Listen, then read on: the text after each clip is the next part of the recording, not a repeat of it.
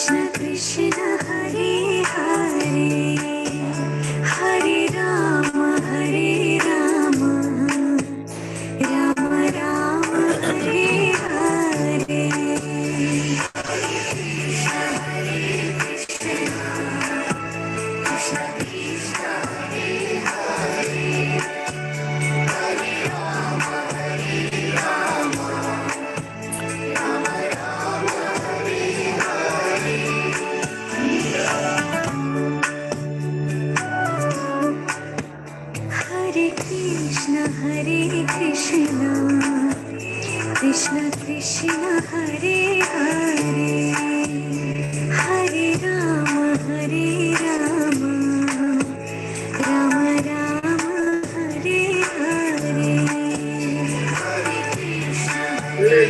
Hare Krishna, Krishna Krishna Hare Hare, Hare Rama Hare Rama, Rama Rama Hare Hare. Hare Krishna, Krishna Krishna Hare Hare, Hare Rama, Rama Rama Hare Hare.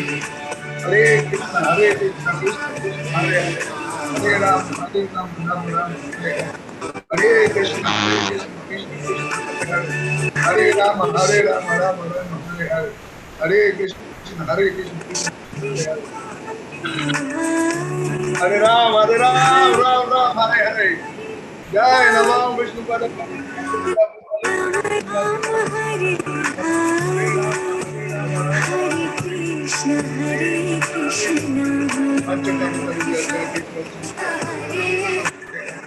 Hare Krishna, Hare Krishna, Hare Krishna, Caitanya, Prabhu. Hare Rama, Rama Rama, Hare Krishna, Krishna Krishna, Hare Rama, Rama Rama, Hare Hare. Hare Krishna, Krishna Krishna, Hare Hare. Hare Rama, Rama Rama, Hare Hare. Yeah, Hare Krishna, Prabhuji. Thank you very much. You are welcome, please. Okay. You are welcome on board. And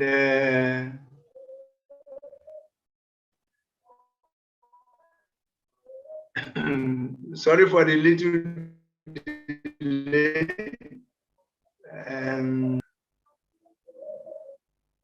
Hare Krishna, Krishna Krishna, Hare Hare. Hare Ram, Ram Ram, Hare.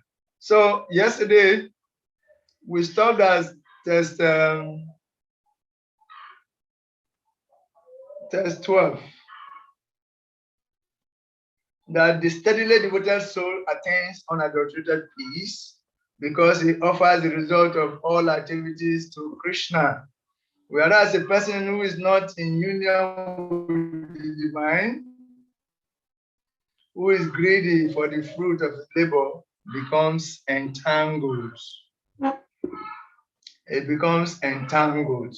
That no one thinks, because I live in a city, I am the city. A sannyasi does not identify himself with the city of the material body, because the body is just a city of 9 gates. And the sannyasi or a devotee who is in transcendental consciousness does not identify with the city of the body. Yes, he endeavors, but knows that success ultimately depends on powers beyond him.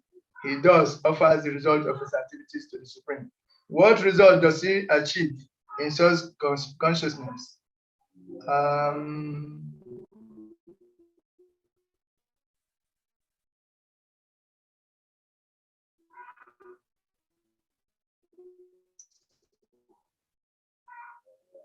That is, but it's supposed to be test 12. This is the summary of the previous 5 verses. That the next 4 verses answer a question Krishna already discussed in the 3rd and 4th chapters, namely the material nature of Krishna as Paramatma. In the first of these 4 verses, Krishna describes the Jivatma's role, that means the role of the individual soul. This is what Krishna discusses. And that is verse 13. Sarva karmane manasa sanyasya ste sukam vasi nava dware pure dehi naiva kuruva na yate.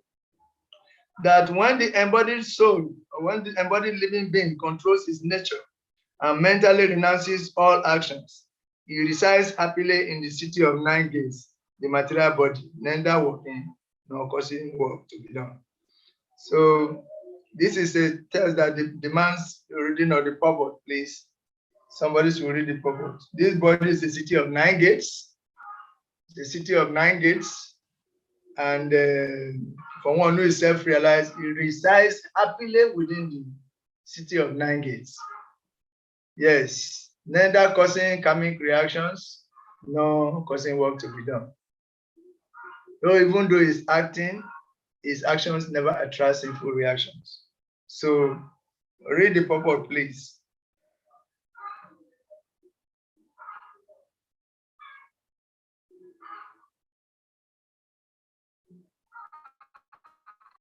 Nobody is there to read the purport?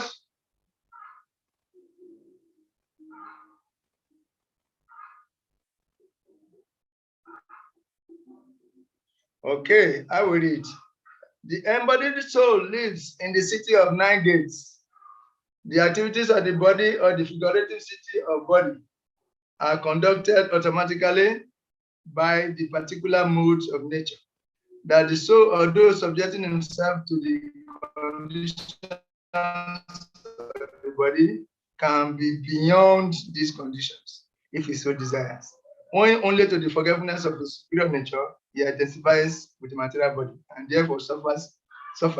By Krishna consciousness, he can revive his real position and thus come out of his embodiment. Therefore, when one takes to Krishna consciousness, one at once becomes completely aloof from bodily activities. In such a controlled life, in which the deliberations are changed, he lives happily within the city of 9 gates. The 9 gates are described as Navadware Puredehi, Hamso Lelayate Bahi, Vasi Sarvasya Lavasya, Stavarasya, Charasya Cha.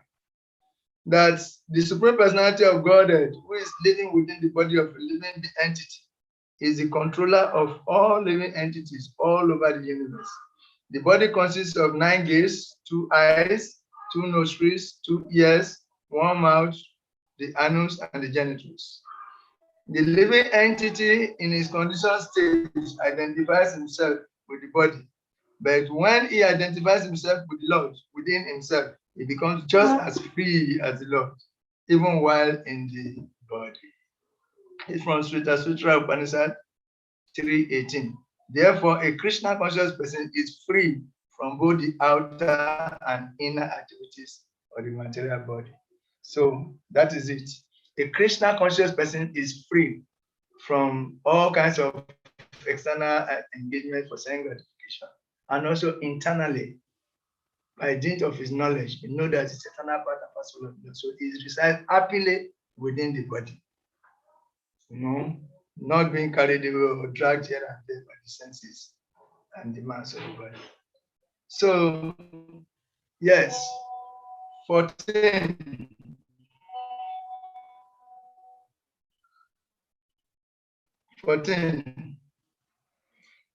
Na kautritwa Prabhu, na kama fala samyogam swabhabastu prabhavtate.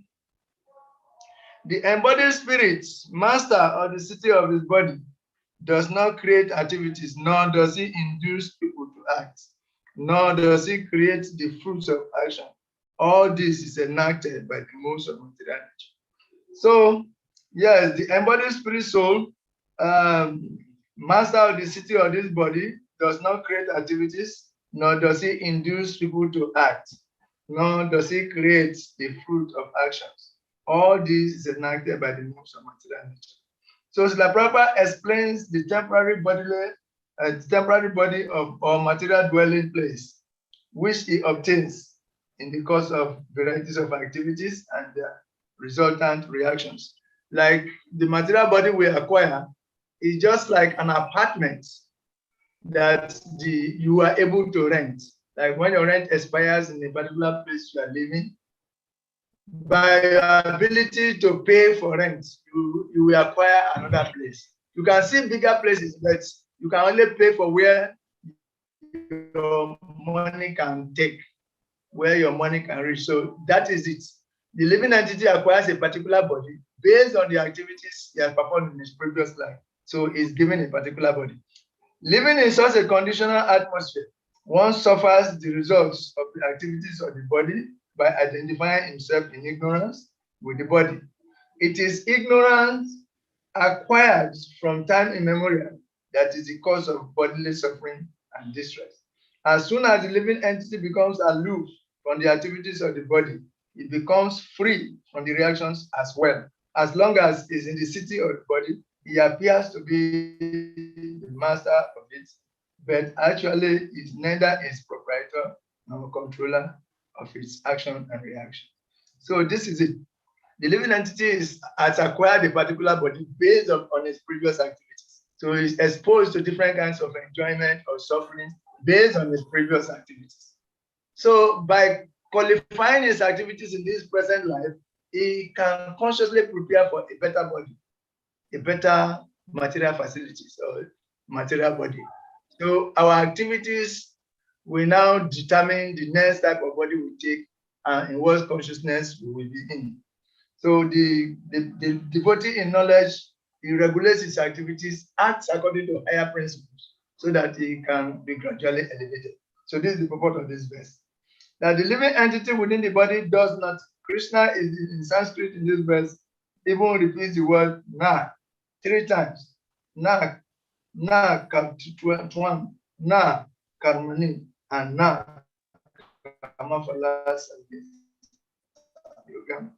That the conditioned soul does not create activities, nor does it induce people to act, nor does it control the fruits of even his mind. So this is the position of the living entity.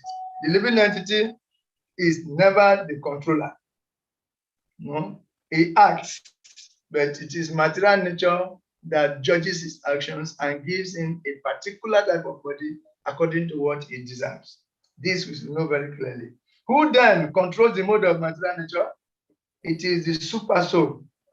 Okay? It is the super soul.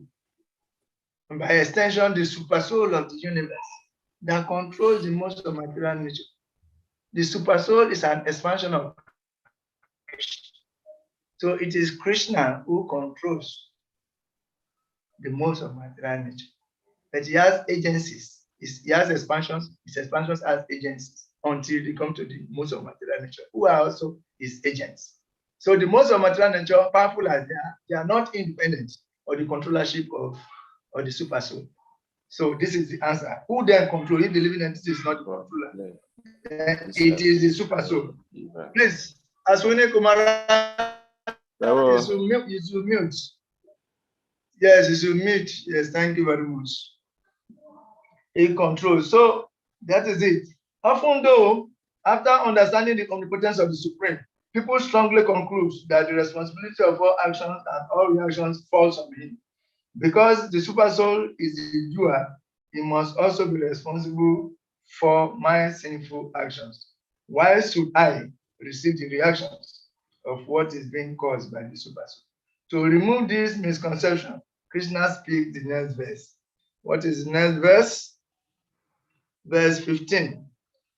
Nadate kasyashit papam na chaiva supritam bigu agyaniswar britam gyanam tena muhyante jantabaha. Nor does the Supreme Spirit assume anyone's sinful or pious activities. Embodied beings, however, are bewildered because of the ignorance which covers their real knowledge. So here, Krishna is advancing his description of the progression of the transcendental knowledge, which will take us from knowing ourselves as souls to being living. So basic transcendental knowledge allows us to understand that we are not our bodies, nor we understand that. And now we understand that we are the modes of material nature control our bodies. Both the modes and the living entities are controlled by the super soul. Okay? Both the modes of nature and the living entities are controlled by the super soul. So although the super soul is the ultimate controller, he is not responsible for the living entities' activities or the reactions to them. That the fault in arguing arguing is that because the living entity is not the doer, it must not be responsible for its actions and their reactions. Is that the living entity, though not the doer, is also not completely aloof? Srila Prabhupada writes, the Supreme Lord does not create a particular situation for any living entity, but the living entity, bewildered by ignorance, desires to be put into a condition of life, and thereby is chain of action and reaction takes. That the living entity is, by superior nature, full of knowledge. Nonetheless, he is prone to be influenced by ignorance due to his limited power. The living entity must accept responsibility for his own actions. And there, Srimad Bhagavatam made some quotes that although the soul is in truth both continuous and active, is both conscious and active, the proponents of Sankhya philosophy wrongly separates these two functions of the living force, Atmani Ye Cha Vidam, ascribing consciousness to the soul, Purusha, and activity to material nature, Prakriti. According to the Sankhya Karta 19 to 20, thus, since the apparent difference between Purusha are only superficial, being due to the various modes of material nature that covers them, the Purusha's true status is proven to be that of a weakness, characterized by his separation or his separateness, his passive indifference, his status of being an observer, and his inactivity. So the point we are trying to make here is that the living entity is actually the cause of his suffering. How? Because he uses his free will to perform activities that bring reactions. So that's why it is imperative that we control the quality of our activities. We should cultivate knowledge about our real identity, then regulate the quality of our activities by dint of what the super soul wants, and we should try to act accordingly. Otherwise, for the tenure you are going to stay in a particular apartment, or what you do there will qualify you either to take a better apartment or not. The choice is yours. So this is the purport of this verse. So it is not the Lord who is responsible for our sufferings. It is we ourselves, who have acted in a way that we are attracting some kind of reactions. So, test 16. Gyanena tutada gyanam yesam nasitam atmana tesam aditya vajnanam prakasayati tatparam. When, however, one is enlightened with the knowledge by which nescience is destroyed, then his knowledge reveals everything as the sun lights up everything in the daytime.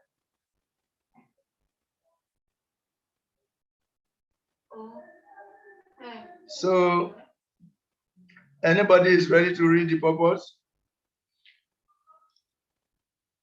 Once you are not ready to read the purport, I continue to talk. And when you are not satisfied with a particular, you ask your question. Otherwise, I keep on going. As you are not ready to read, we just keep on going until when you are ready to stop me. Hare Krishna, Prabhu. Yes, Hare Krishna. Those who have forgotten Krishna must certainly be bewildered. But those who are in Krishna consciousness are not bewildered at all. It is stated in the Bhagavad Gita, Sarvav Jana Plavena, Jana Gya, Sarva Kamani, and Nahi Janena Sadrisam. Knowledge is always highly esteemed. And what is that knowledge? Perfect knowledge is achieved when one surrenders unto Krishna. As he said in the 7th chapter, 19th verse. Bahunam Jananam Ante Janavam Mam Prabhadiyate. After passing through many births, when one perfect in knowledge surrenders unto Krishna, or when one attains Krishna consciousness, then everything is revealed to him, as everything is revealed by the sun in the daytime. The living entity is divided in so many ways. For instance, when he unceremoniously thinks himself God, he actually falls into the last snare of nations.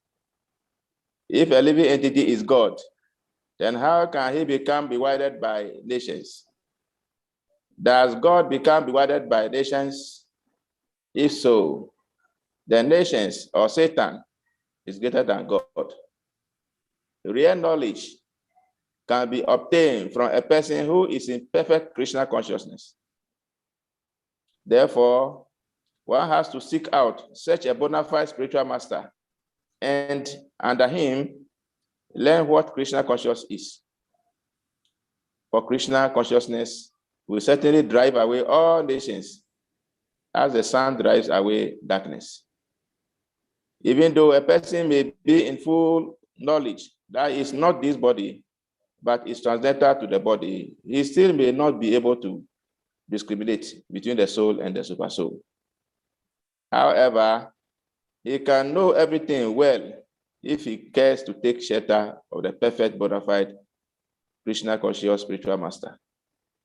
One can know God and one's relationship with God only when one actually meets a representative of God. A representative of God never claims that he is God, although he is paid all the respect ordinarily paid to God because he has knowledge of God. One has to learn the distinction between God and the living entity. Lord Sri Krishna, therefore, stated in the second chapter, 2 verse 12, that every living being is individual and that the Lord also is individual. They were all individuals in the past. They are individuals at present, and they will continue to be individuals in the future, even after liberation. At night, we see everything as one in the darkness. But in day, when the sun is up, we see everything in its real identity. Identity with individuality in spiritual life is real knowledge. Hare Krishna. Krishna. So there are different ways of analyzing this, who is the doer, either material nature or the super soul or the individual soul. There are many ways, and one of the ways is that the living entity is doer number one. Yes, there are three doers. Three doers. The individual living entity is number one, is doer. Yes, in the sense that if he has knowledge, he realizes that all bodily activities are automatically carried out by the three modes of material nature. Therefore, the modes are the doers. Then the modes consist of inert matter, however. Thus, they simply carry out activities which are desired by the living entity and sanctioned by the supersoul. Therefore, the supersoul, who only sanctions, can also be called doer number three. So three people are involved. The individual soul performs activities. It's the individual soul that performs activities. Okay. It's the individual soul that performs the activities. But it is material nature that brings about the reactions. But the super soul is the observer, is the neutral observer and permitter. So in this way, simultaneously, all three are doers. But in actuality, for the fact that the individual soul uses its free will to act in a particular way, is the primary doer. Others are secondary doers, material nature and the super soul. They are doers, but They are only secondary doers. They are not the primary doers. So the primary doer, the individual living entity, can qualify his activities in such a way that he can consciously create a positive future for himself. So we become enlightened by accurately understanding the interrelationship between the living entity, the three modes of nature, and the super soul. That this knowledge removes ignorance. And when ignorance is removed, the living entity takes shelter for the super soul and attains liberation. But the super soul is never in ignorance. And when the living entity understands its relationship with the super soul, he also becomes free from ignorance. So that is how it is. So it is very important that we understand the relationship between these three: the individual soul, material nature, and the super soul, and how they interact. So this is the purpose of the verse. Hare Krishna. Hare Krishna, Prabhu. Hare Krishna. Hare Krishna. Hare Krishna. I'm hearing you.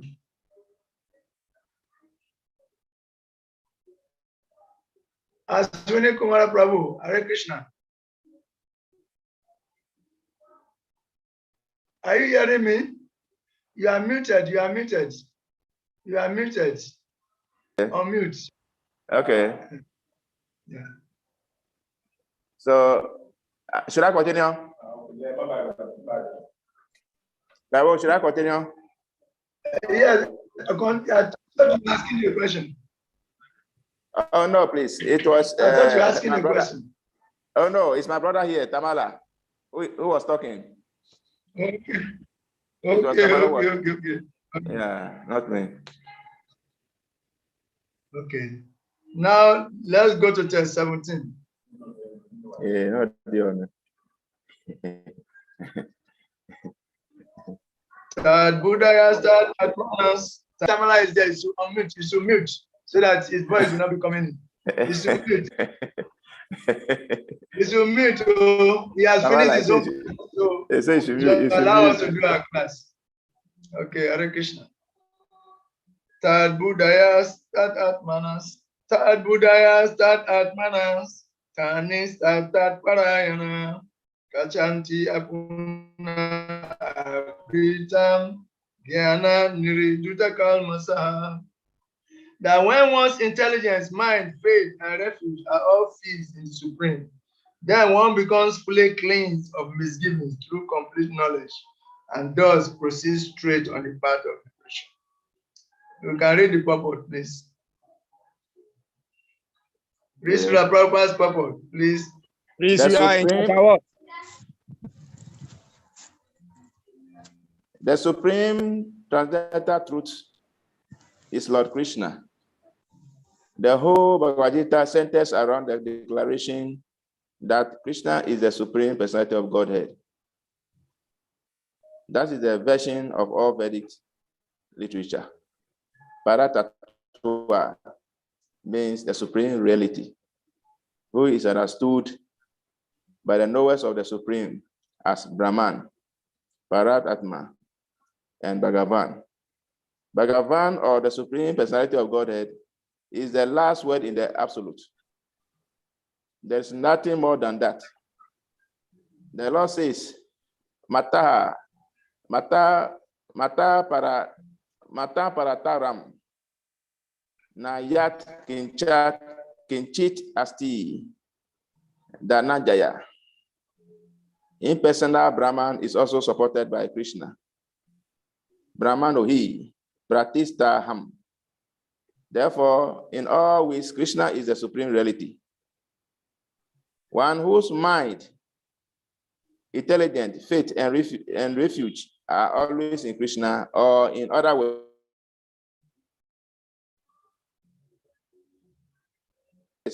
clean of all misgivings and is in perfect knowledge in everything concerning transcendence. A Krishna conscious person can thoroughly understand that there is duality, simultaneous identity with identity and individuality in Krishna. And equipped with such transcendental knowledge, one can make steady progress on the path of liberation. Hare Krishna. Okay, yes, Hare Krishna. So here you are saying that the Niskama Kama Yogi is attaining liberation here gradually. In Niskama Kama Yogi, the Sadhaka, you and me, if we follow to this point, we are gradually attaining liberation now. Here, when we realize that the Lord is impartial, the Lord is impartial, that any desire anybody has, he fulfills that desire as a super soul.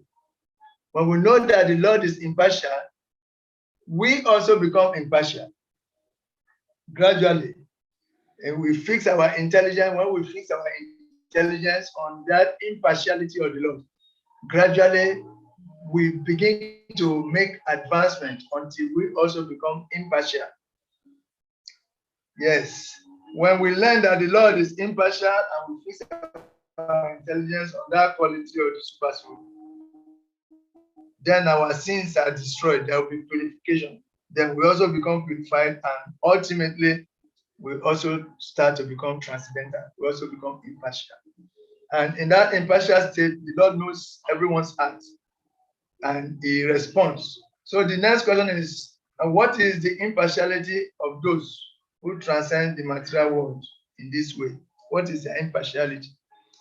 Because the Lord's impartiality is that he fulfills everyone's desire. He's there to fulfill everyone's desire. So you become very careful when you attain a certain level of purification. Anything you desire, the Lord will fulfill. So the devotee become very, very careful, desiring only that which is beneficial. Because if you desire sense gratification, the Lord will fulfill that desire for sense gratification for you. If you desire, purification, the Lord will fulfill that desire for you. If you desire freedom for everyone, the Lord will fulfill that desire. So it becomes like a very strong instrument. Therefore, you have to be very, very careful when the devotee is advancing. He has to be very, very careful what he desires, because the impartiality of the Lord, he inherits some part of that impartiality.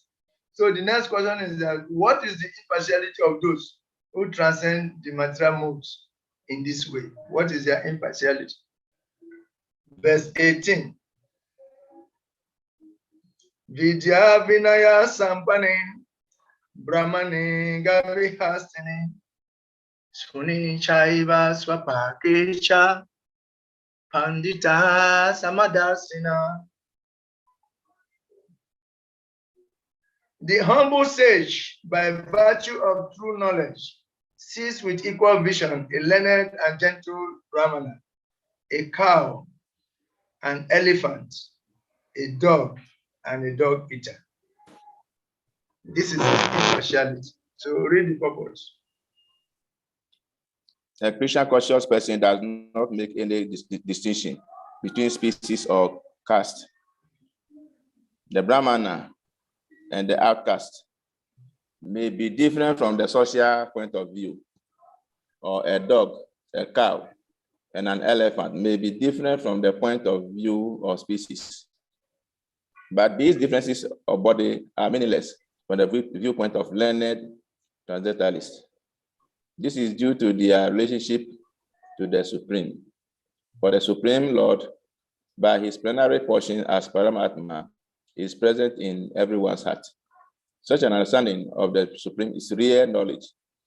As far as bodies are concerned in different castes or different species of life, the Lord is equally kind to everyone, because he treats every living being as a friend, yet maintains himself as Paramatma, regardless of the circumstances of the living entities.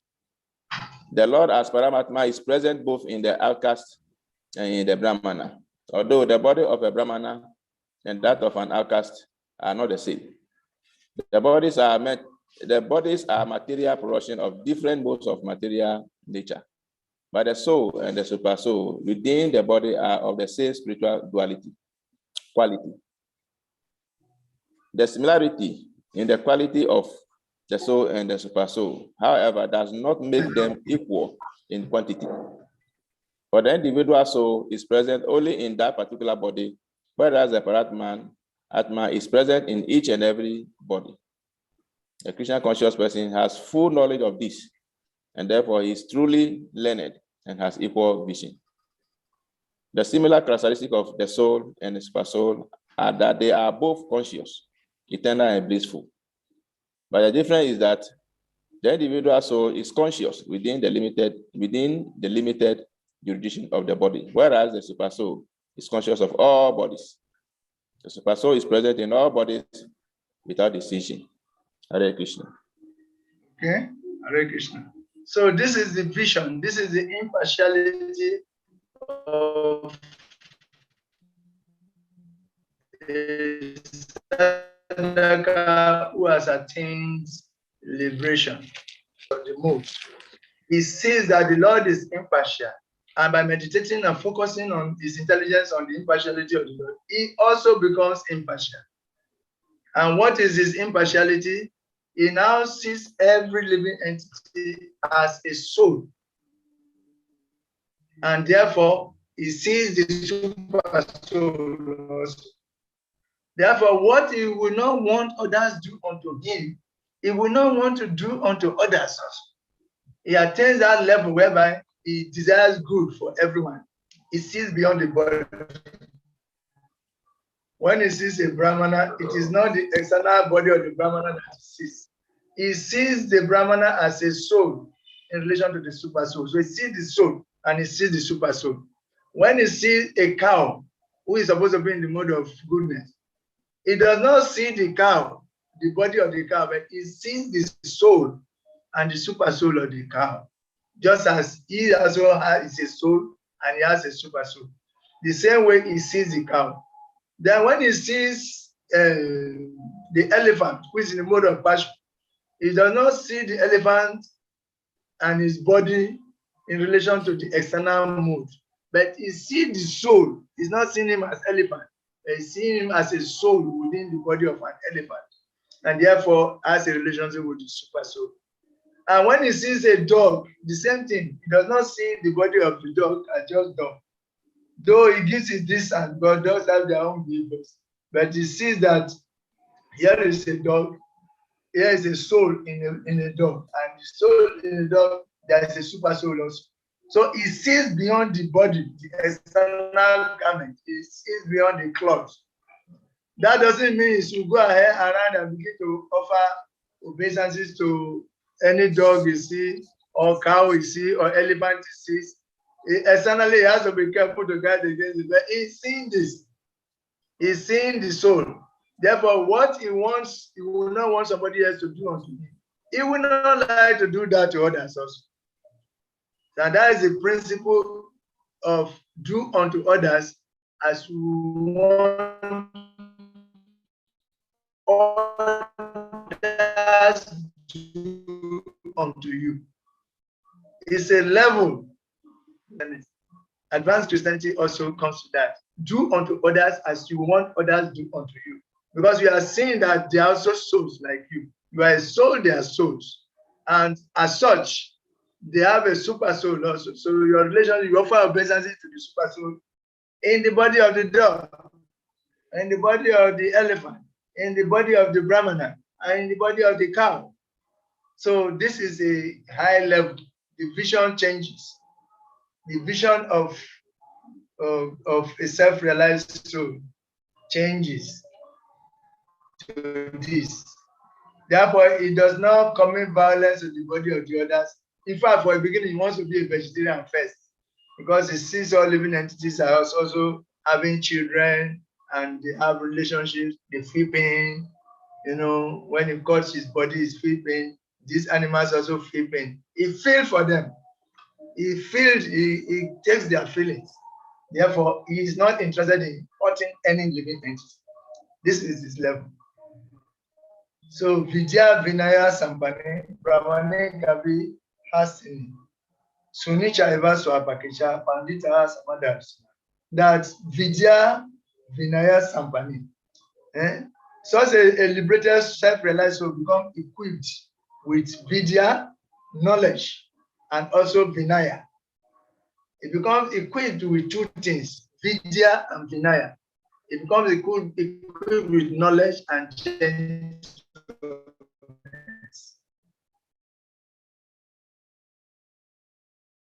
By the knowledge, it sees the soul in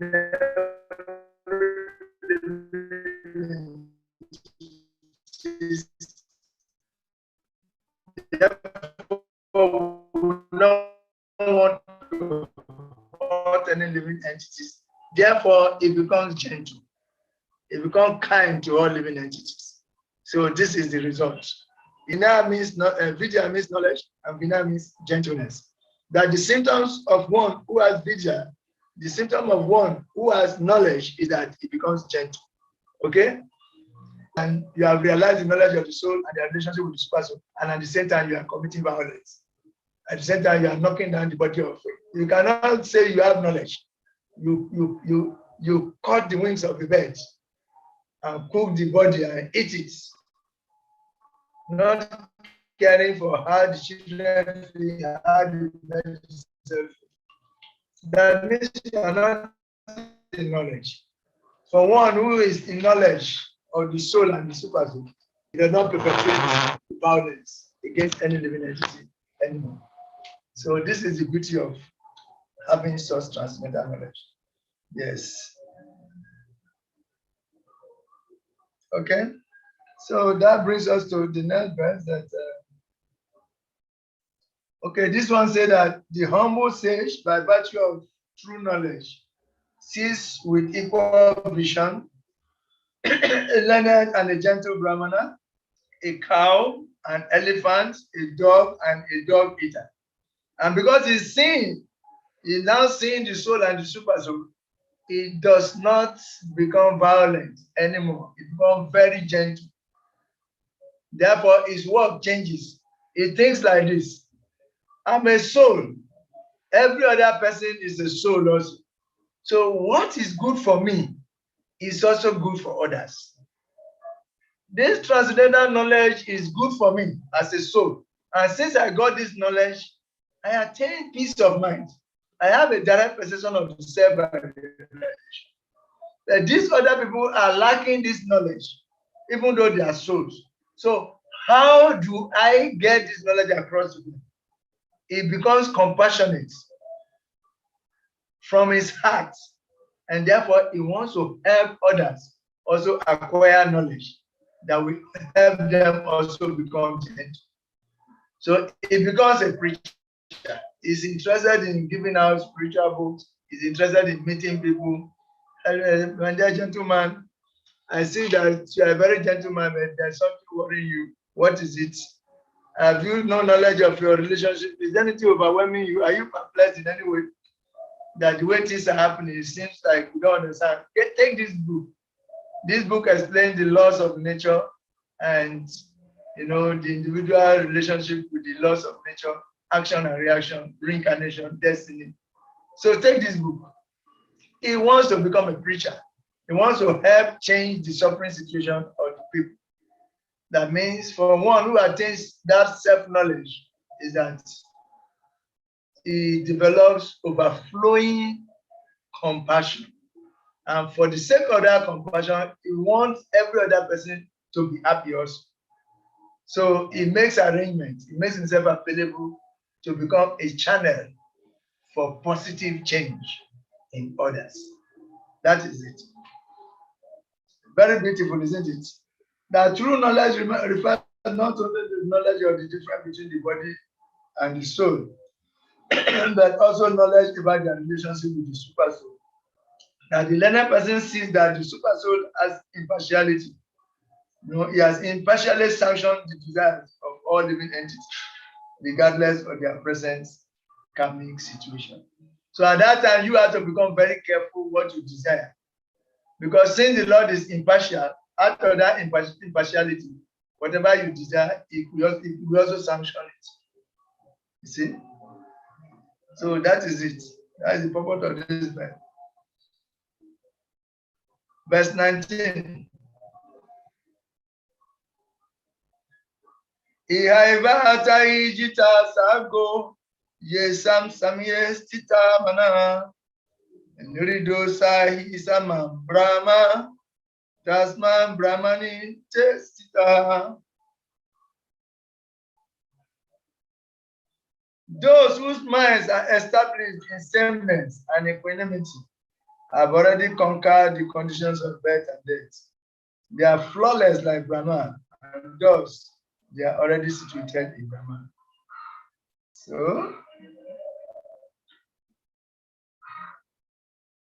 that is it. That sameness and equanimity can be expressed only on the platform of Brahman and Paramatma realization or Krishna consciousness. This sameness and equanimity can only be experienced on the platform of Krishna consciousness. So the Brahma body sees everything and situated in Brahma. The Paramatma body sees the super soul at work, impartially sanctioning the karmic reactions of all living entities. The Paramatma body is undisturbed because you understand that everything is occurring by the Lord's will. Thus, he remains calm even in an ocean of material turbulence. The devotee of Krishna recognizes everything that happens to him as Krishna's kindness, and everything therefore increases his devotion. And in the Srimad Bhagavatam, there is a quotation there that Tatiyadukampam Susami Samano Bunjana Evatma Kritam Vipakam Hridbhag Bapubi Vidada Namaste Jivetayo Mukhi Padesa Dayavat. My dear Lord, one who earnestly waits for you to bestow your costless mercy upon him, all the while patiently suffering, the reactions of his past misdeeds, and offering you respectful obeisances with his heart, words, and body, is surely eligible for liberation, for it has become his rightful owner. So such a devotee is Mukti Pade, already liberated. Yes, it's a Mukti Pade. A devotee who understands this is a Mukti Pade, who has attained this level. He sees the hand of the Lord in everything. He sees everything in relationship with the Lord. For the Paramatma body, the meditator, he sees that it is the super soul that sanctions everybody's desire. So it's not disturbed. For the Bhakta also, he sees that it is the Lord's wish. The Lord has sanctioned whatever is happening to him. So even if he's on the path of devotional service and he's having some difficulties, it does not become overly disturbed. He sees that the Lord, it is by the Lord's mercy that what is supposed to suffer is now reduced. If he's about to suffer a mountain of sin, sinful reaction, is now reduced to a very small hill. So he said, I deserve more suffering, but by the mercy of the Lord, I am getting only little of this suffering. This is how it is. Therefore, his service is never disturbed. It becomes unconditionally situated in his devotional service to Krishna. Unconditional devotee. That is what it becomes. So it's very beautiful. Nothing spoils his devotional service. Nothing discourages him from doing his duty, because he sees the hand and the sanction of the Lord everywhere. The Lord is involved in whatever is happening to me. And Krishna said, one who sees me like this is never lost to me. Yes, and it never becomes morose, because he knows that whatever is happening, it is I, the Lord, who has brought about such a situation so that he can get himself purified. So sometimes some of our big sinful reactions in the past, little remnant of it will still come and flash while we are in devotional service. That's why devotees also experience some pain sometimes. So this is what we are saying. Yes. Therefore, a devotee is already Mukti-Padi, is already liberated. Already liberated. And more of his characteristics are mentioned in the next verse. This already liberated devotee, more of his characteristics are mentioned in the next verse. Verse 20.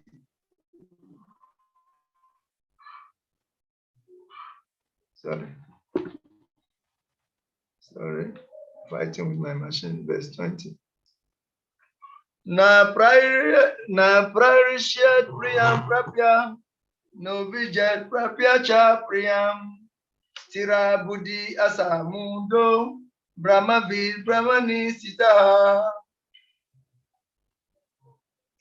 A person who neither rejoices upon achieving something pleasant nor laments upon obtaining something unpleasant, who is self-intelligent, unbewildered, and who knows the signs of God, is to be understood as already situated in transcendence. So this is it. A practicing devotee is called a sadhaka. Is to attempt to act in this way. The sadhakas who practice like this. When there is something that is supposed to be a cause of elation, it does not become elated. Okay? This is the way a sadhaka should act. You and me, we should act in this way. When there is something very good, ordinarily we become very happy, something good for us, something happen positive, we become very happy. We become very happy. But when we also don't get what we are trying to get, we become very, very disturbed. But that is not how it's supposed to be. That we have to practice how to remain equiposed. When there is a cause for elation, we don't become elated. And when there is a cause for disturbance, we don't become disturbed. We are fixed in our understanding. We do not become bewildered when negative things happen. And such a person is called a stira buddhi. A stira buddhi. Okay? We are expected, we should practice how to become stira buddhis. You and me, we should practice how to become stira buddhis. These are daily practices we should do. How to become stira buddhis. That whenever there is a cause for elation, you don't become over-elated. And whenever there is a cause for lamentation, you don't lament. We should remain fixed in our consciousness. That is how we are expected to be. There was a story that Prabhupada told of some very struggling man. A struggling man pushing and carrying people in some donkey. That is his service. So one day this man won a lotto. He won a lotto and he won big money. And this man became so happy upon hearing the news that he has won this big money. He became so happy, and in that jubilation, he couldn't contain himself. He died. He died out of happiness that he has won. So me, who is Mr. Nobody, come to win this money. How will I? In this way, he was so happy that he fell down, fainted, and he left the body. So what is the use? But if it's a devotee that receives a huge sum of money by any means, it becomes calm, knowing fully well that this money is Krishna's. And Krishna has sent this money for propagating his work. So he begins to organize food for life. He arranges to make a temple where people can come together and worship. He arranges to acquire books from different parts of the world so that he can use it to facilitate his preaching. He arranges to get a van. He arranges a farmland. He arranges to build some houses in the farm so that devotees who are living there will have enough, natural food to offer to the Lord. He arranges for a nice deity from any part of the world. He makes a very beautiful altar, and he makes a very beautiful compound with fountains of water. He knows how to utilize whatever comes his way in the glorification of the Lord. So that is how it's supposed to be. A devotee should be composed. When there is plenty of money, it does not become so elated and carried away. And when there is nothing also, it does not become carried away by overwhelmed by lamentation. It maintains equanimity of mind. This is a practice we must do on a daily basis. Okay? We can practice this on a daily basis. Bhakti Amenga. Dr. Amenga? Dina Bandu Amenga? Hello? Dr. Dina Bandu Amenga? I'm in a vehicle, but I'm listening very serious. Yeah, in a very good. Yeah, coming to the temple. That's right. Hare Krishna. All glory to God. Dr. Ramachandra, do you understand this principle? Dr. Ramachandra, do you understand this principle? Are you there? Adebo? Are you there? I'm here. So which principle are we talking about? I will talk about one Brahmana and other things. That a devotee does not become over-elated when he gets something very nice. Yeah. But non-devotees become very elated when he gets something big, nice. And he can even die out of happiness. And he becomes very close when he doesn't get what he's looking for. Therefore, a devotee, even if he gets millions of CDs, just today, they give to he knows how to utilize it. He can buy a van for preaching. He can construct a temple. He can buy land. He can build fountains. He can build resting places. He can transform the whole of that compound into a very beautiful park where devotees can come and relax, chant Hare Krishna, Uparan, arrange for regular food for life, and go and distribute food. He knows how to utilize anything that comes his way because he has an understanding of the Lord and how to use everything for the pleasure of the Lord. That is how we should become. We should become Stira. Practice. When we lose looking for, we don't become violated. We should be equiposed in our consciousness. That is the practice that we sadhakas must do. Verse 21. Bayas parasesu asatesu no bayas parasesu asatatma bindati atmani yatsukam sabrama yoga yutatma sukam aksayam asnute. Such a liberated person is not attracted to material sense pleasure or external objects, but is always in trance, enjoying the pleasure within. In this way, the self-realized person enjoys unlimited happiness, for he concentrates on the Supreme. Somebody should read the purport. Sri Yamuna Acharya, a great devotee in Krishna consciousness, said, Yad avadi mama chitaha. You can jump it over and read the translation. He said, just read the translation. Okay. Sri Yamuna Acharya, a great devotee in Krishna consciousness, said, since I have been engaged in transcendental love and service of Krishna, realizing ever new pleasure in him, whenever I think of such pleasure, I spit at the tooth, and my lips cure with disaster. A person in Brahma Yoga or Krishna consciousness is so absorbed in the love and service of the Lord that he loses his taste for material sense pleasure altogether. The highest pleasure in terms of matter is sex pleasure.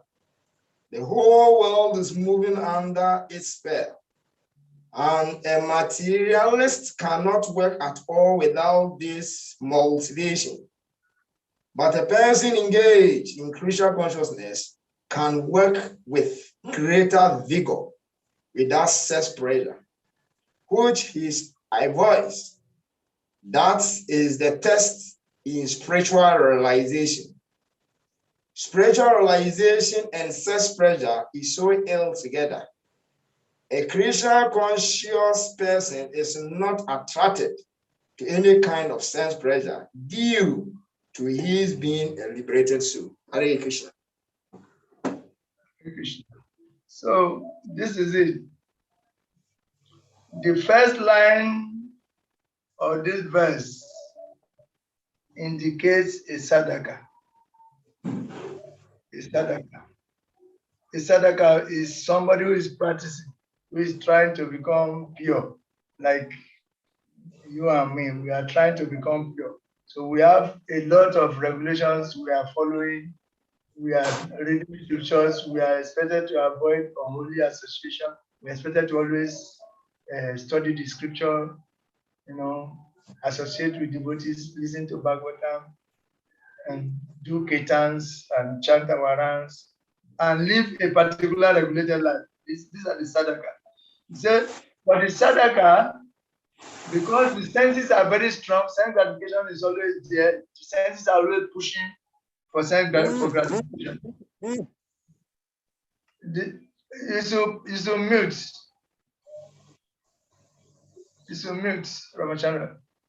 Mute. For the sadhaka, since the senses are always pushing, it should have strong sastric intelligence. It should be fully convinced about the nature of the soul, the nature of the super soul, focus on relating with the super soul. So for him, he needs strong sastric intelligence. But if I want to do this, what did the scripture say about this? The scripture did not approve this. This is what the scripture says. This is what the scripture says. So he wants to quote the scriptures to support himself so that he can practice sense control. He takes shelter of the scriptural injunctions to be able to practice sense control. That is the sadhaka. And this is very, very important. Yes. And it is said that if you are actually enjoying nectar always, relating with the Lord in the heart, chanting the holy names, studying the scriptures, taking precious time and all that, what will propel you to go and eat some mud? You see some lump of mud. Somebody is enjoying nectar. How can he go ahead to start to taste some mud, some dirty stuff? He sees it and he wants to go and taste it.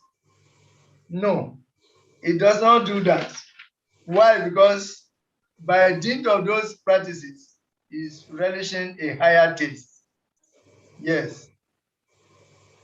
In other words, he eventually attains the level where he attains some internal pleasure. A devotee who is focused on acting on behalf of the Lord in the heart, he eventually attains internal pleasure, serious internal pleasure, so that he loses taste in anything low. He naturally loses taste in lower activity, lower propensities. Why? Because he's relishing a taste coming from the Lord within, internal pleasure. So until we come to that point of relishing internal pleasure, getting illuminated within, enlightened within, energized within, we should take full shelter of the sastric injunctions. We should always remember what the scriptures say. Strongly remember what the scriptures say and use that to guide our activities and indulgences. We should help ourselves with the scriptures to be able to remain fixed unconditionally in the matter of controlling the senses. We need strong sastric conviction to be able to help control the senses. And if we are doing that, eventually we will begin to relish a higher taste, that there will be no tendency to go for sense pleasure anymore. Okay? That is it. That the practitioner uses his intelligence to reject sense gratification. He uses his intelligence. If I do this, This is going to be the reaction. If I indulge myself in sense gratification, I am going to get a lot of suffering. So I see this, somebody like this did this, and look at what happened to him. So he uses his power of discrimination, he uses his intelligence to help himself avoid sense gratification. Yes. The degree to which he replaces sensuality with spirituality is the measure of his success. So to that degree, he's able to replace sensuality with spirituality. That is the measure of his success. As La Prabhupada explains, the highest pleasure in terms of matter is sex pleasure, that the whole world is moving under his spell. And a materialist cannot work at all without this motivation. But a person engaged in Krishna consciousness can work with greater vigor without sex pleasure, which he avoids. That is the test in spiritual realization. Please mute your mic, Ramachandra. Ramachandra is to mute. You are unmuted and there is noise coming from there. Ramachandra, mute. When the devotee becomes connected, or when the devotee becomes a yukta with the Supreme, he experiences unlimited happiness and loses all attraction to matter. As Vishwanath Chakravarti comments that just as a person eating sweet meats has no inclination to eat much, so a liberated person is not attracted to material sense. In the next two slokas, Krishna tells Arjuna why sensual desires are foolish. The next two slokas, Krishna tells Arjuna why sensual desires are foolish. So, text 22. Yehi sansprasaja boga dukayonaya evate adiyantavanta kunteya nate suramate buddha. An intelligent person does not take part in the sources of misery, which are due to contact with the material sense. O son of Kunti, such pleasures have a beginning and an end, and so the wise man does not delight in them. Purpose. Someone should read the Papa for us, please. Material pleasure. Material pleasures are due to the contact of material senses, which are all temporary because the body itself is temporary. A liberated soul is not interested in anything which is temporary. Knowing well the joys of transcendental pleasures, how can a liberated soul agree to enjoy false pleasure? In the Padma Purana, it is said, Ramante Yojino Nante Satya Nande Chit Anatmani Ete Rama Padenasu Para Brahmabi Diyati. A mystic derives unlimited transcendental pleasure from the absolute truth. And therefore, the supreme absolute truth, the personality of Godhead, is also known as Rama. In the Srimad Bhagavatam, also 551, it is said, Nayam deho diha bajam nri loke. Kastan kamam arhati vid bujam ye. Tapod viyam putraka yena tatwam.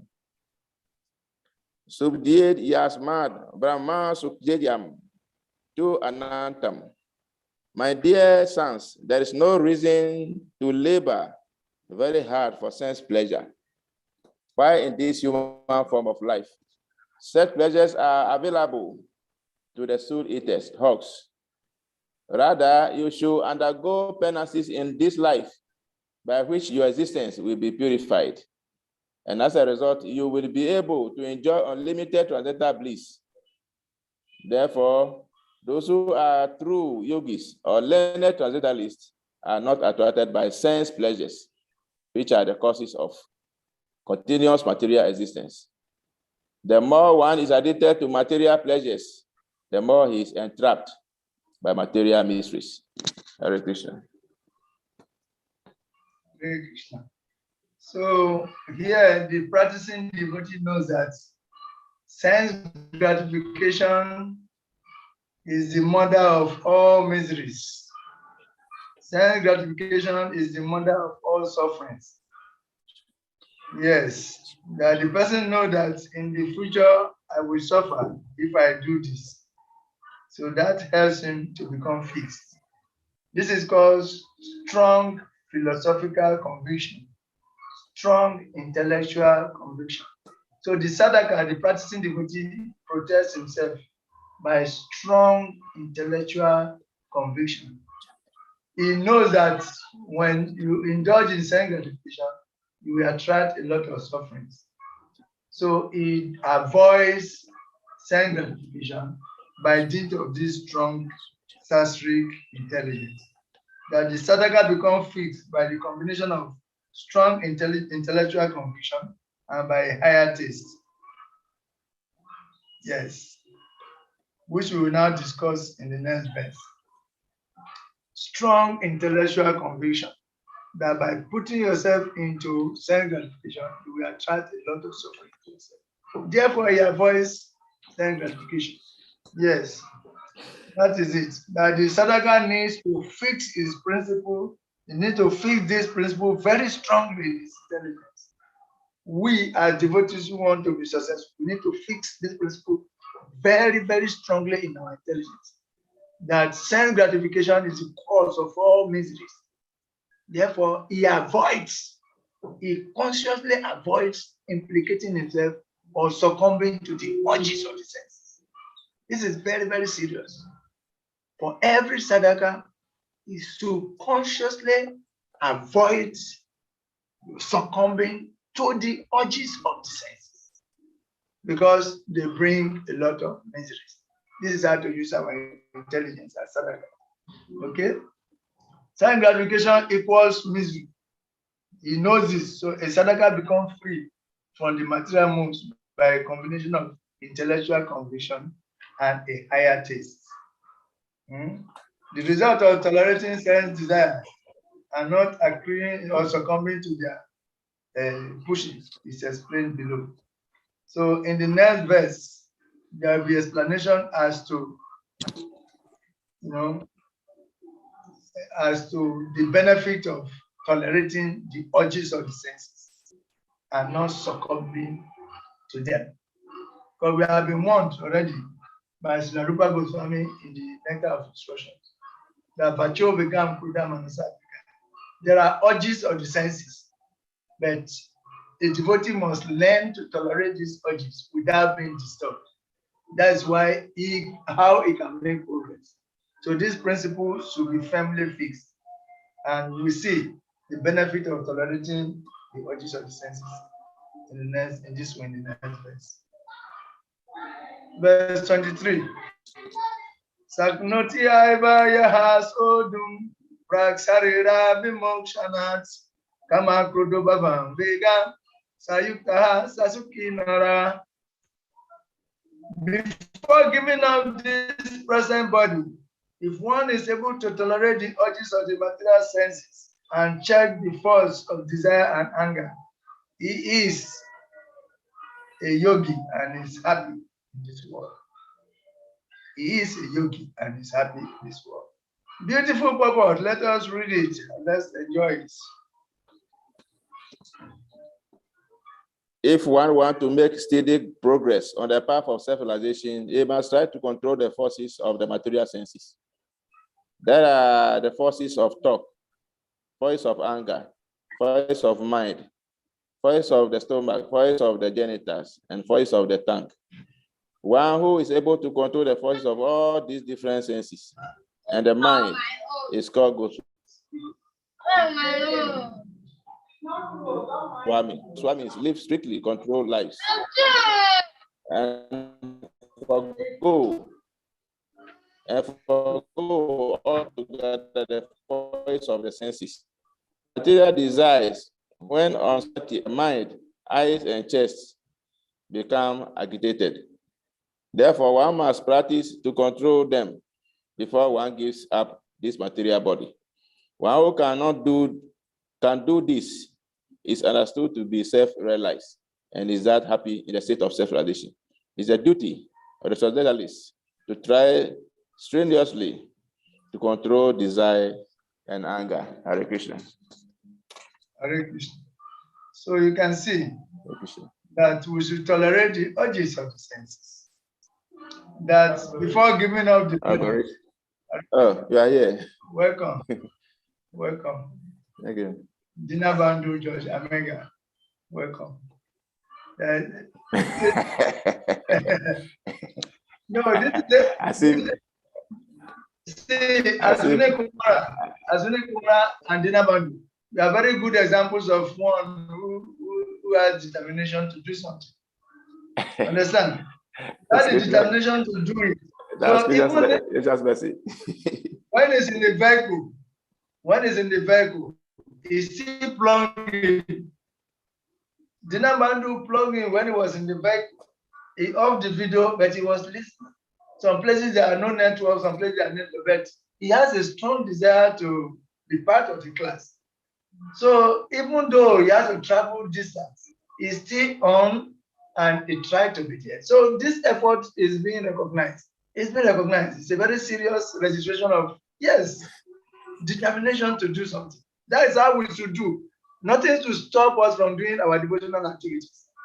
And that is a sign with strong intelligence, intellectual conviction. We should be able to protect ourselves from we shall come to that. We shall we have to practice every field. We shall get there. This is quality.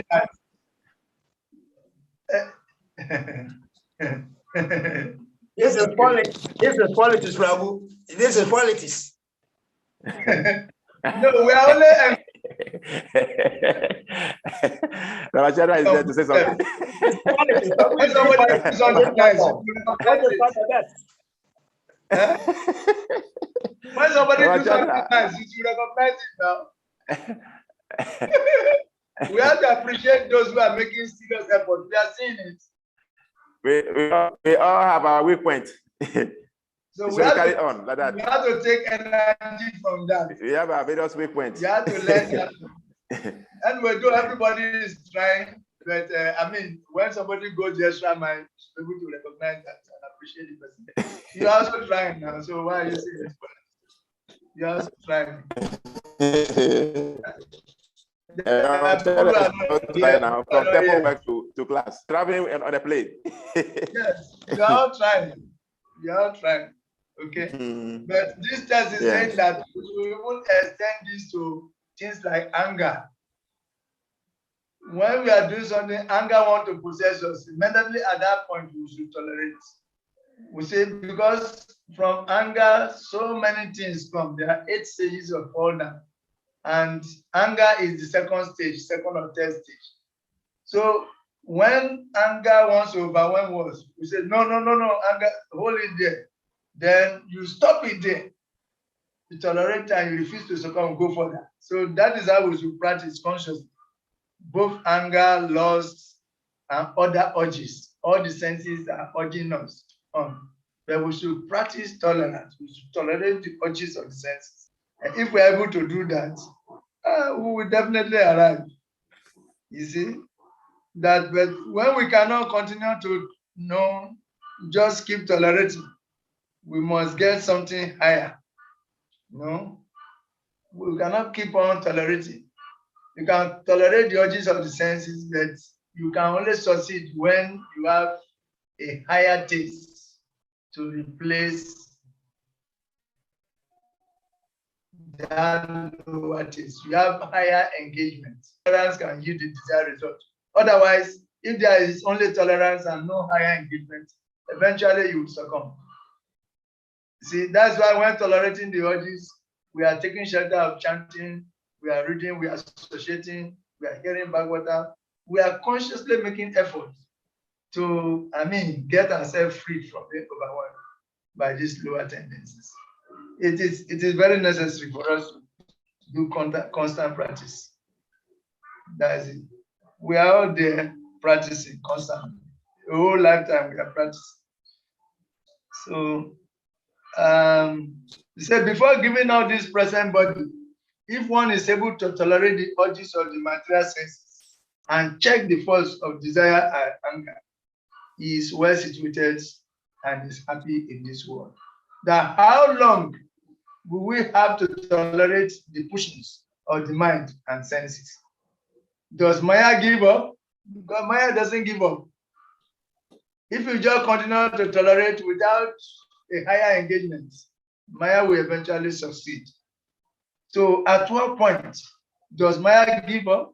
One day, do we wake up liberated, freed from the impediments caused by the mind and senses? We just wake up and we are liberated? No. This verse answers that sense attraction must be tolerated until death.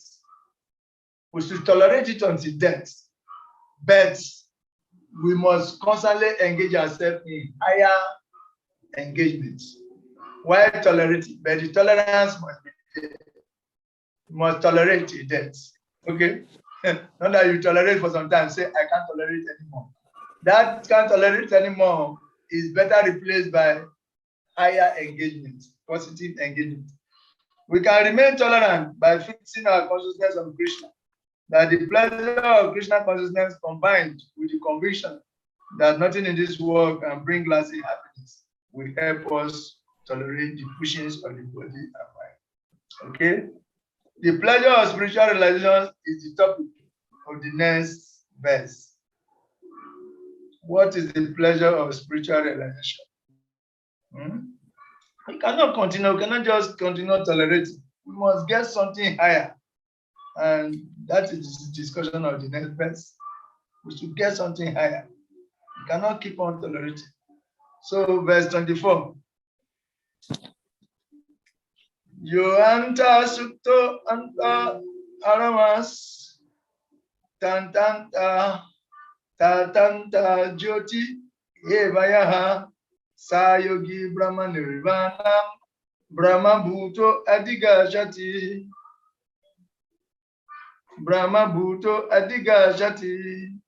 One whose happiness is within, who is active within, who rejoices within and is illumined within, is actually the perfect mystic. He is liberated in the Supreme and ultimately he attains the Supreme. Illumined within. Purport, somebody should read the purport.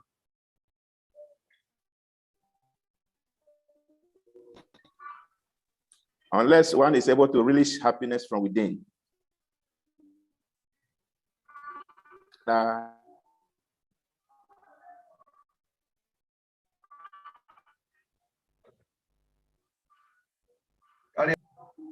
I can't hear you. We can't hear you. It meant for my own internet at any place and enjoy the.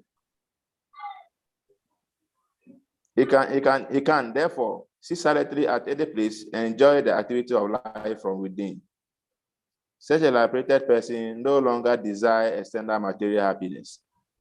This state is called Brahma Bhuta, attaining which one is assured of going back to Godhead, back home. Back to home. Hare Krishna. Hare Krishna. So that is it. Hare Krishna. We say tolerating these urges. How do we tolerate? We can tolerate successfully when we are able to relish a higher taste, when we are able to relish internal pleasure. And also remember that succumbing to the urges of the senses can produce unlimited miseries. Then we able to tolerate. So, in other words, together, verse 22. Somebody should read the 22.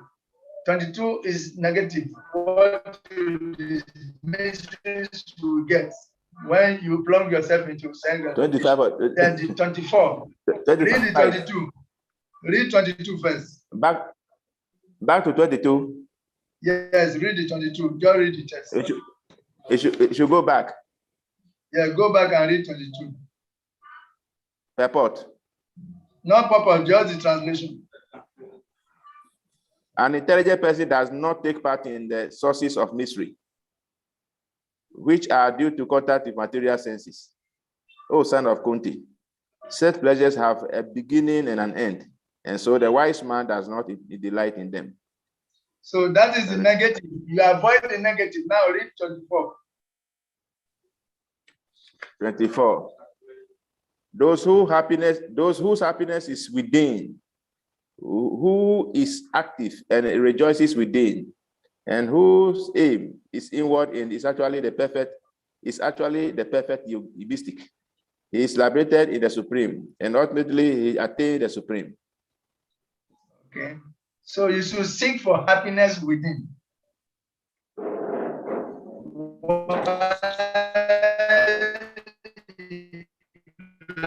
Avoiding contact of the sense to the sense object. Positive must be used together. The 22 is negative, then the 24 is the positive, or the 22. So while avoiding bringing the senses in contact with their objects, you must seek for happiness within. The word anta is used about 3 times in this verse. Anta. Anta. Happiness within. Say sukha anta. Happiness within. Then it should be active within. That is anta raman. Then is illumined within. Anta jyoti. Anta. Inside is to be illumined. One should be illuminated within. You have self-knowledge, knowledge of the soul and its relationship with the super soul. It should be illuminated within. It should be active within, constantly meditating on the Lord and chanting and doing positive activities within. When you give up desire for sense gratification, you must replace the emptiness with activity within. So this is very important. That is a karma yogi, but an advanced karma yogi. Now, we should not remain on the neophyte stage. We should try to advance ourselves by strong internal connection, internal pleasure, connecting to internal pleasure. And that is there. Is a karma yogi, but it's now an advanced karma yogi. You know, is enjoying a relationship with the super soul. Is enjoying a relationship with the super soul by being active within, by being illumined within. But when you stop sense gratification, automatically there will be awakening of knowledge, you know, from the self within. The super soul will instruct you from within. You must be illumined. You must have a contact, internal connection with the super soul. So there must be a relationship with the super soul, the Lord in the heart. You know, we should aspire to establish our relationship with the super soul. Understand? So as we Kumara Prabhu, we should avoid as you avoid sense gratification, you should aspire to have a relationship with the super soul. So try to become active within. Avoid sense gratification, but be internally active. So you will be endeavoring to have a connection with the Lord in the heart. Automatically, you will be getting dictations from the Lord within. You are not just a karma yogi now. You are an advanced karma yogi who is avoiding many things and is getting connection within. That is where we should aspire to. So, Omega Prabhu, that aspiration must be there. Seriously, on a very serious note. Don't just avoid sense gratification and be satisfied. You must aspire to be illumined within, to be active within, to be internally engaged in your consciousness. That is, then you become an advanced Niskama Kama Yogi. Then Jnana will come. The mode of goodness will become more manifest. The mode of goodness will become more manifest. And from the mode of goodness, real knowledge develops. So from there, you are not just a practicing sadhaka, but you are practicing sadhaka who has internal relationship with the Lord in the heart. This is individual, and you must aspire for it. Because when you get there, the enjoyment within will now automatically make you to lose taste in all lower propensities. That is it. It's automatic. It's an award. It's a reward by the Lord for those who are trying to internally connect. And the Lord is readily available there as the super soul. The Lord is there as the super soul to help us, those who are trying to make effort. So you will see what that will bring us. We are making effort. The Lord is there as a super soul and is the closest person to us. He's seeing our efforts and is going to come in from within to take us along. So that is the purpose. Okay. So Krishna gives more symptoms. So we must get a higher taste. It is urgent. First, let me read more. That Srila Prabhupada writes, unless one is able to relish happiness from within, how can one retire from the external engagements meant for driving superficial happiness? A liberated person enjoys happiness by factual experience. He can therefore sit silently at any place and enjoy the activities of life from within. It's not void, it's not inactive. He's chanting within, he's conscious. So a liberated person no longer desires external material happiness.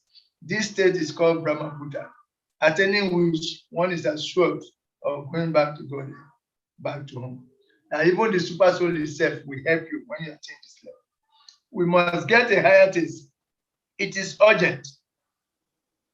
Yes, we have to hear, chant, and have good association. Otherwise, we'll be unable to tolerate the urges or the senses over time. Now, Krishna gives more symptoms of one seeking satisfaction in spirit and not matter. Verse 25. Labante Brahmanirvanam Risaya Kshina Kalmasaha Shinadvanvayata Manaha Sarva Bhuta Hiterataha. One who is beyond duality and doubt, whose mind is engaged within, who is always busy working for the welfare of all sentient creation is supreme. Purport. Only a person who is fully in Krishna consciousness can be said to be engaged in welfare work for all living entities. When a person is actually in the knowledge that Krishna is the fountainhead of everything, then when he acts in that spirit, he acts for everyone. The sufferings of humanity are due to forgetfulness of Krishna as the supreme enjoyer, the supreme proprietor, and the supreme friend. Therefore, to act to revive this consciousness within the entire human society is the highest welfare work.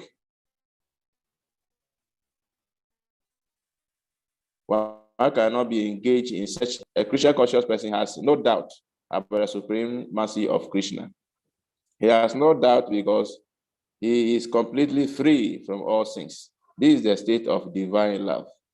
A person engaged only in ministering to the physical welfare of human society cannot effectually help anyone. Temporary relief of the external body and the mind is not satisfactory. The real cause of one's difficulty in the hard struggle for life may be found in one's forgetfulness of the relationship of the Supreme Lord. When a man is fully conscious of his relationship with Krishna, he is actually a liberated soul, although he may be in the material tabernacle. Hare Krishna.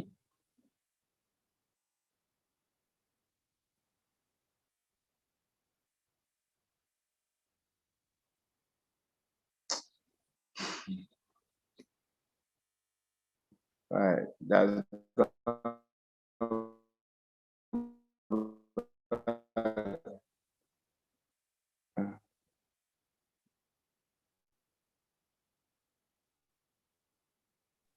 It's good. Ramachandra Prabhu, are you here?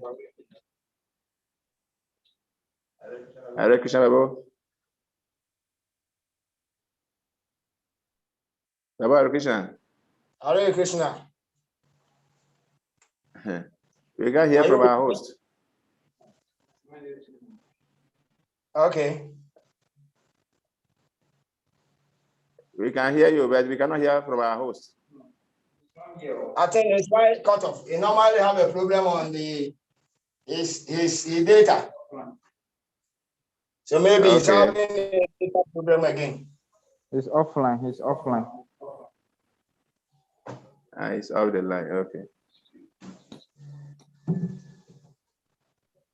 When it happens like this, you will And not also come.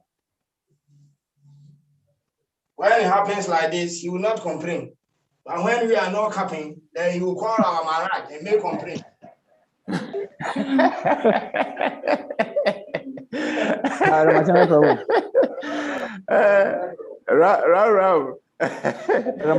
But this is beyond his control. Networks, for that network problem, there nobody can solve. We all have a problem. We are in the material world. So everybody have a problem. So if your brother have a problem, don't push him to fire. We try to resolve it. That is why we are all struggling. You see? Now, students, we are online. The teacher is not available. Well, it's one of those. Anything I talk are happy. Let's just try to bear it. I think it's just what we are learning. You should bear every situation. Always something like this. Always we are online. But he will go offline. At times I also struggle for some minutes hours if I get to the light. So it's everybody. Let's just try to vet these situations. It can happen to anybody at all. Ramachandra Prabhu, to be honest with you, the attendance is very poor. Maybe you have some comments. We demand your comment on attendance. We are now his students. We are listening to him.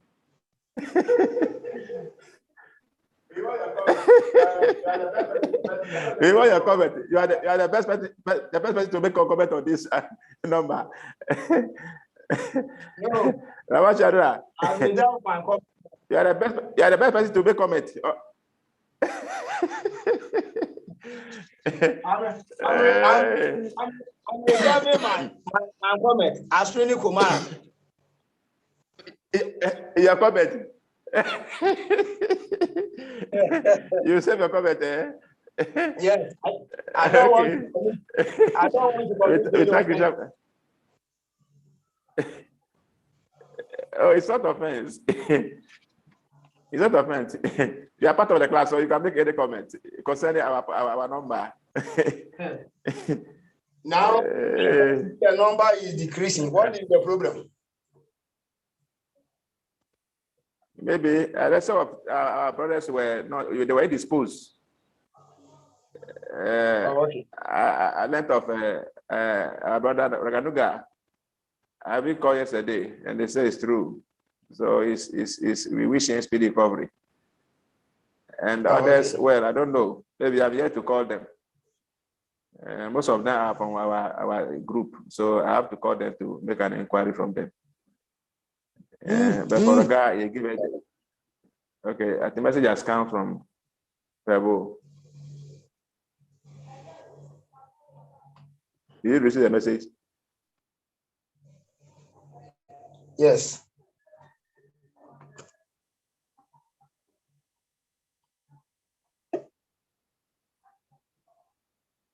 Yeah.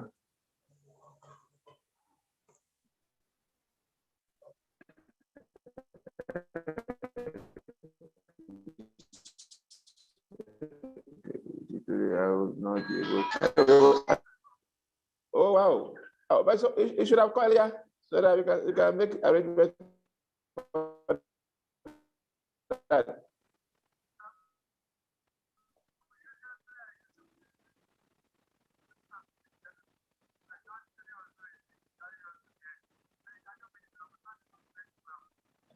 So you see how what you are saying about this government, they are just shipping our money.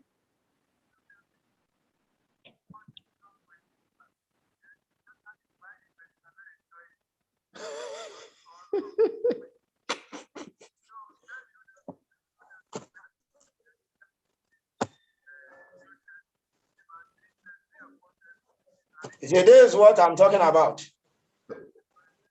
So we make it next week. Yes, it's sort of data. And when it happens like this, you will never go. Rabachara, he said it. He said data problem. As if you know. Yes. They are just sweeping our data. Our data. I don't know what the problem is. They Yeah, are just sweeping our data. This government is just sweeping our data. This thing happens to us always, and we try to tolerate. When we don't come one day, then we go and make audio, strong audio to our life, which is not the best. You see, we are the students, we are on class, and the teacher is not there. You are giving an excuse. You accept it in good faith. Okay. But when it happens to us, then you get offended. Is it the best? Sorry. Yesterday, you sent message to my mother. I was not happy about no how my life the message. Next time you have to arrange, make proper arrangements. Okay, so let us. Maybe, yeah. So Sunday. So Saturday. Yeah. Okay, I think Prabhu Ramachandra has given us has closed the meeting. Summary. And so yeah. Yeah. Thank you. I think we'll be on the phone. Yeah. Okay. Thank you. You're this will you be coming to temple? Okay. I brought your this in, so Christian. Ramachandra, you don't want to keep. They say when it is there, they will compare to their master. So HK will be they will not be able to join the meeting as I have to. Sorry for that. Yeah, Bishop.